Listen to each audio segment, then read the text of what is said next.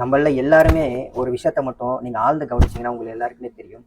எல்லா முருக பக்தர்களும் இந்த காணொலி பார்க்குற நீங்களா கூட இருக்கலாம். உங்க மனசுல ஒரு விஷயம் இருக்குல்ல, என்ன முருகா என்னை கைவிட்டுட்டியே, என்னோட வாக்கா இல்லை, நான் முருகப்பெருமானோட வாக்கா சொல்றேன், இன்னைக்கும் இல்லை என்னைக்கும் நான் சொல்றேன். ஒரு விஷயத்த ஏதாவது ஒரு சூழ்நிலை ஒரு சந்தர்ப்பத்துல நீங்க முருகப்பெருமானோட அருள் கண்டிப்பா நீங்க உணர்வீங்க. இது முற்றிலும் உண்மை.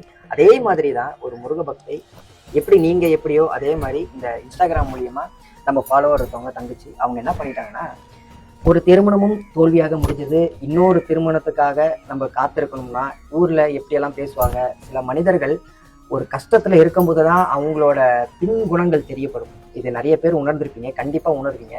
மனிதர்களை யாரையுமே நீங்க இப்படி இருக்கணும் அப்படி இருக்கணும் நம்ம கான்சியஸ்ல நம்மள ஒரு டிப்ரெஷன் ஸ்டேட்லயோ இல்ல ரொம்ப ஸ்ட்ரெஸ்ஃபுல்லா சில நேரங்கள்ல நம்மளை தள்ளிடுறாங்க.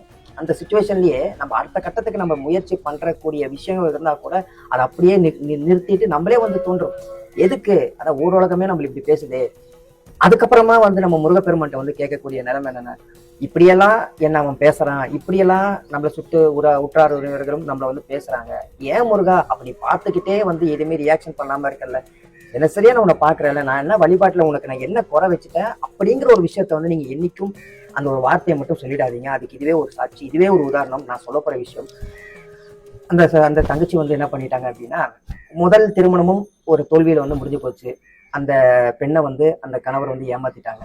இரண்டாவது திருமணத்துக்கு இந்த காலகட்டத்துல ஒரு திருமணம் பண்றது மிகப்பெரிய ஒரு ஒரு பெரிய ஒரு டாஸ்கா போயிடுது.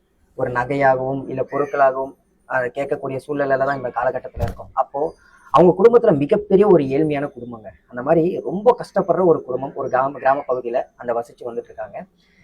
இப்போதான் நான் என்கிட்ட அப்போ பேசுனதுல இருந்து சொல்லுவேன், நான் ஒரே வார்த்தை சொல்லுவேன், அம்மா நீங்க முருகப்பெருமான் தம்புடா, முருகன் உங்களை கைவிட மாட்டான், கண்டிப்பா சொல்றேன், உனக்கு திருமணமாகும், ஒரு ஒரு ஒரு வரன் உன்னை தேடி வரும், உன் குடும்பத்தை உங்க அப்பா கிட்ட சொல்லிட்டு கலங்க வேண்டாம், நான் என்னோட முருகனோட சாட்சியா சொல்றேன், என் முருகன் உன்னை கைவிட மாட்டான், பொறுமையா இரு, உன்னை தேடி ஒரு வரன் வரும் அப்படின்னு நான் சொன்னேன்.